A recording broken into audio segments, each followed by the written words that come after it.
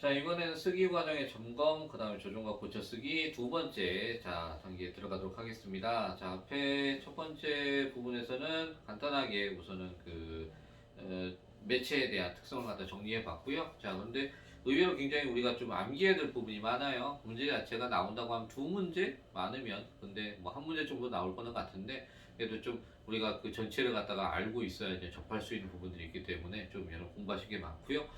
쓰기 과정의 점검, 그냥 고쳐 쓰기 부분도 보게 되면은 그렇게 이 부분도 쉽지만은 않습니다.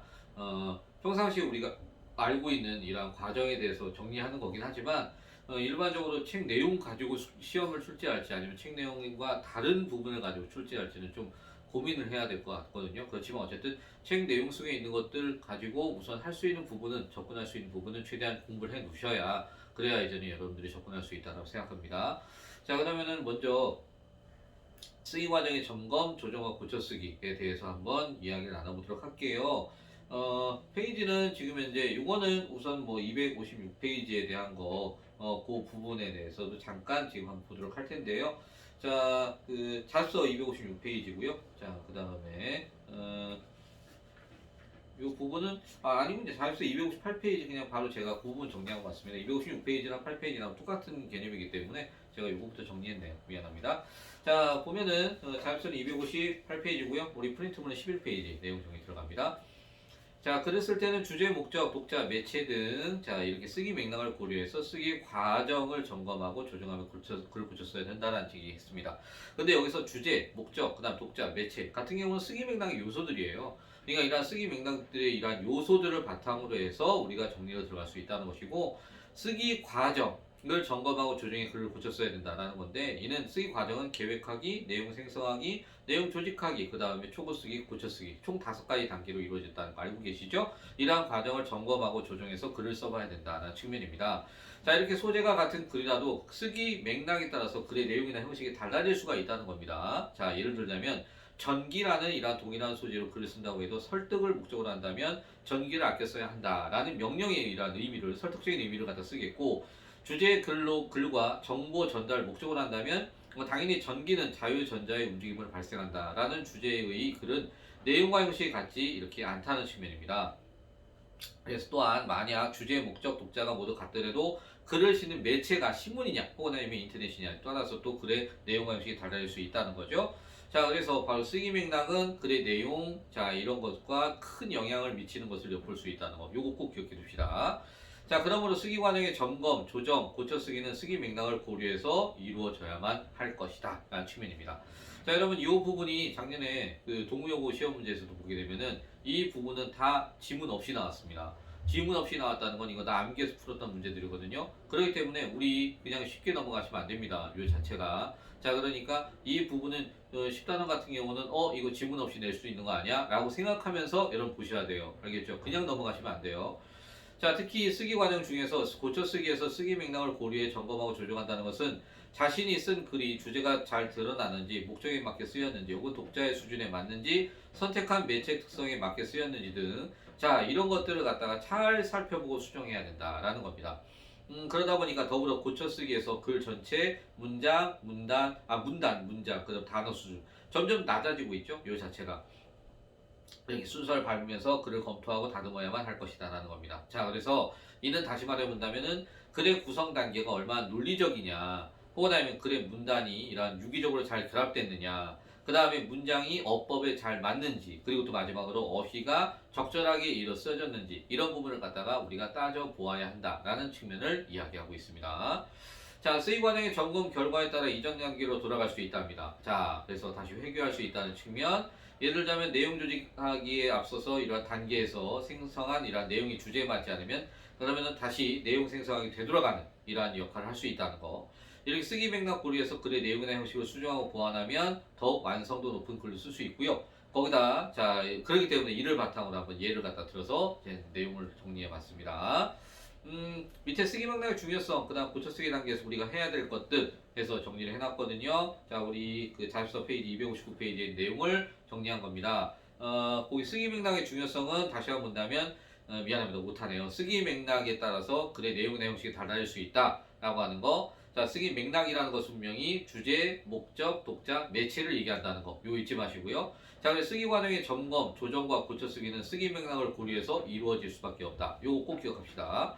자, 고쳐 쓰기 단계에서 우리가 해야 될 것은 먼저 쓰기 맥락을 고려한 점검과 조정인데 그것은 뭐냐?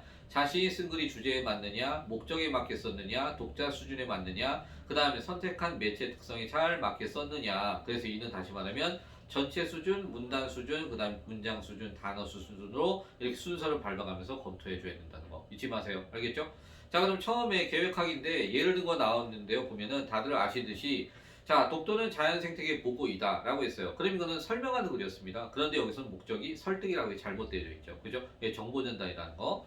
그 다음 밑에도 보시면 정보 전달하는 데 있어서 독도는 자연 생태계 보고를 정보 전달하는 겁니다. 그런데 여기서는 독도의 행정구역이 첫 번째 나와 있어요. 이건 뭔 상관이냐는 거죠. 아무 상관없습니다. 주제와 관련이 없기 때문에 이는 뭐하자? 삭제를 하자라고 하는 이 측면입니다. 이해되셨죠? 자, 그 다음에 이제 다음 페이지 가보시면은요. 12페이지에 자, 처음에 제목에 독도의 자연환경을 보호하자 있습니다. 그런데 이게 보호하자 하면 또 설득이에요. 그러니까 따지고 보면은 지금 이 글에 이러한 거 처음 말하고자 하는 내용은 잘못되어 있습니다. 그 앞에 제가 그 날개를 앞부분에 넣어놨는데 잠깐 본다면 자, 독도의 기후에 요건 아니네요. 미안합니다. 요거는 그 제목이니까 오른쪽에 있네요. 제목이 주제와 맞지 않으니까 수정해야겠다는 겁니다. 그래서 학급 실문에 이렇게 시를 그리기 때문에 표제를 제시하는데 자, 천혜의 섬 독도의 기후와 생태 이 정도라는 것이 어울리겠다라는 측면. 여러분 옆에 나와 있는 날개 제가 일부러 붙여놨습니다. 시험에서 이 날개하고 관련시켜서 시험에 출제 분명히 됩니다. 요거 자체. 그렇기 때문에 왜 이걸 고쳐야 되는지, 왜 이것이 잘못됐는지 이를 옆에 날개에서 얘기하고 있거든요. 요것과 연결시켜서 여러분 꼭 기억하셔야 됩니다. 아셨죠? 자, 그 다음에 독도는 섬 전체가 천연기념물로 지정된 만큼 가치가 크다. 그 다음 밑에 중간 부분에는 독도의 기후를 말하는 독도의 기후가 두 개밖에 없어요. 그죠? 근데 여기다가 독도의 강수량과 강우일수를 넣는 것이 좋겠다는 측면이거든요.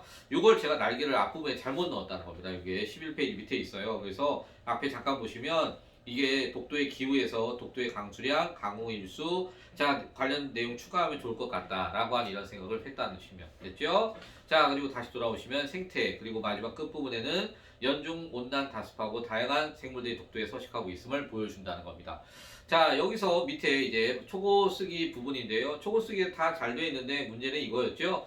독도의 생태 부분, 바로 식물, 해양 생물, 조류가 나와 있는 본문 부분에서 여기에 바로 무엇을 시각 자료를 추가하면 어떠냐라고 한 측면, 그죠? 요거 하나 있었고요.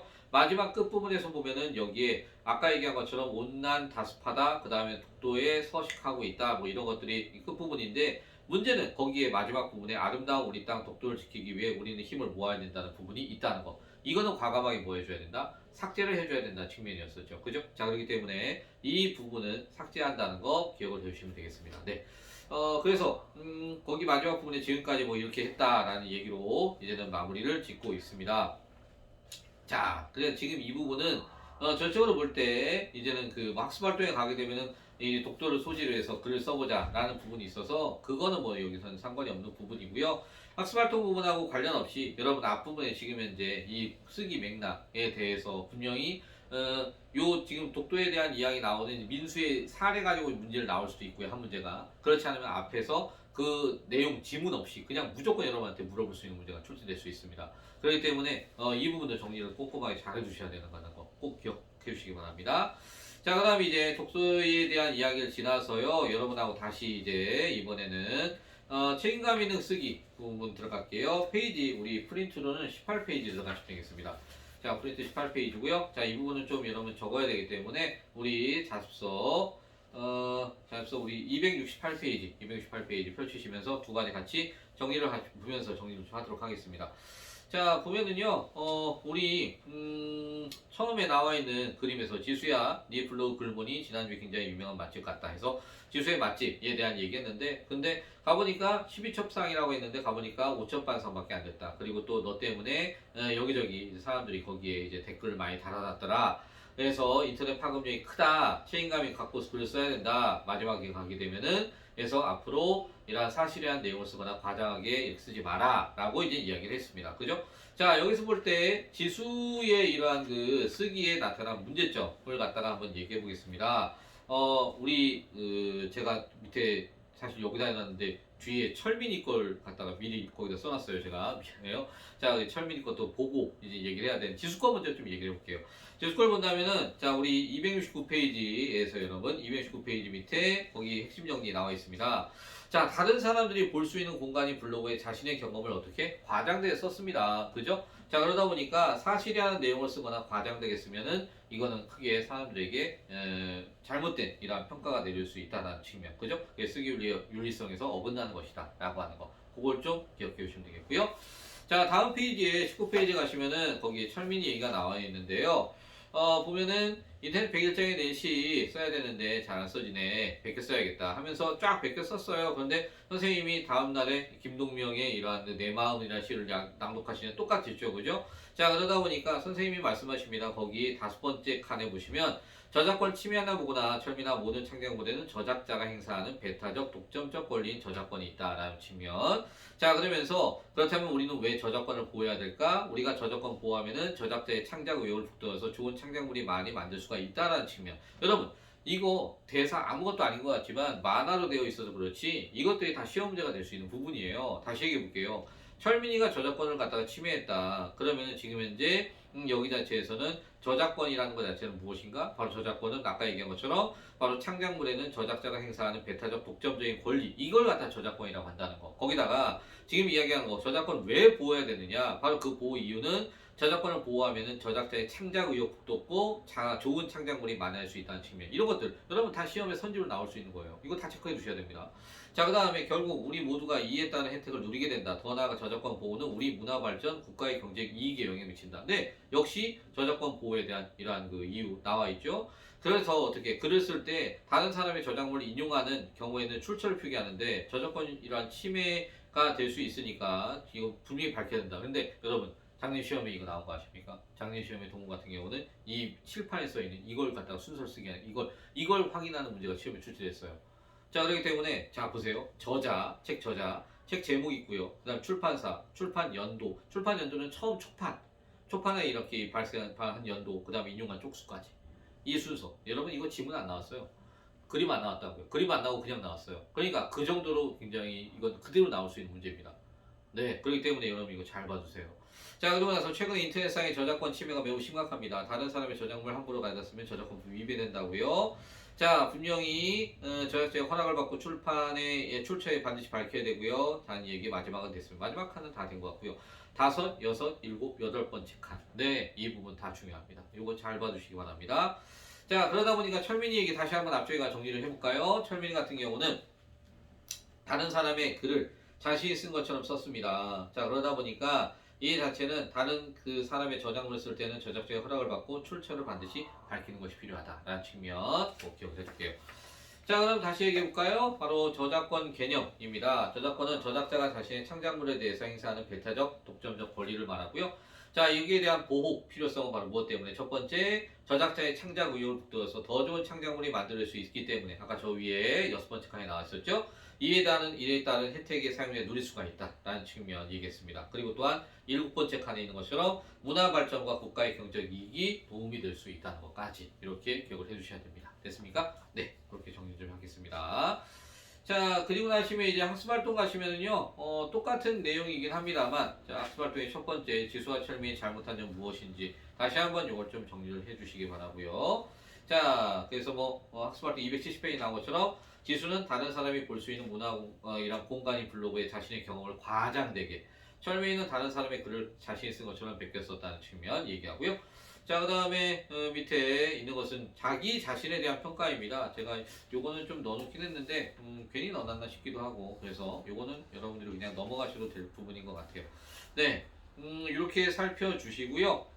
그 다음에 여기에다가 이제 여러분들 이제 그 정리를 쭉 하신 다음에 여러분들 오늘의 문제 역시 풀어서 각자 올려주시고 그걸 바탕으로 해서 이제 또 역시 그 정답을 보내드리도록 하겠습니다.